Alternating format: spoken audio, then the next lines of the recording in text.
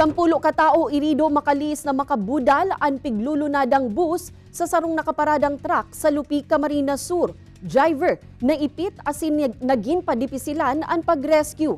Mantang sa Ragay, Camarines Sur, saruan gadan sa nangyaring salpukan ng delivery van asin pampasayrong bus. Tutukan sa report ni Chris Novello.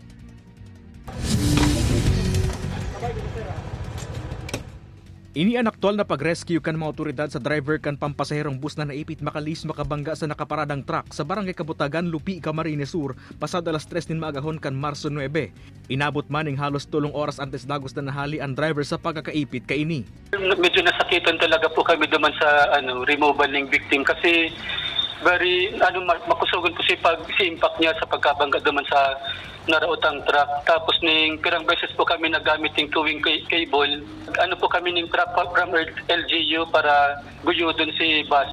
Apwera sa driver siyam na pasahero man ang lugadan, natulos man idinalagan sa ospital. Sinimbag man kan bus company ang pagpapabulong sa mga biktima. Sa pag-imbestiga kan mga otoridad, posibleng nabulaga ang driver kan bus sa nakaparadang truck makalis masula kan kasabatang lunadan na naka-high beam.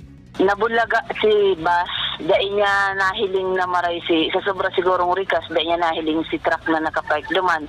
Although igwaman siyang warning device na nakalaag. Napagarama na doang aldaw na nakaparada sa gilid kan tinampo ang truck na tinikitan man kan mga otoridad huli sa pagiging obstruction sa lugar. Sa Ragay, Camarines Sur, saruan gadan mantang saruan irido sa banggaan kan delivery van asin pampasaherong bus. Pasiring Metro Manila ang direksyon kan delivery van mantang pasiring sa Naga City and bus kan mag-head and collision ang duwang bihikulo sa lugar. Nagpapadagos pan ginigibong investigasyon kan mga otoridad sa nangyaring insidente. Ini si Chris Novello, Balitang Bicolandia.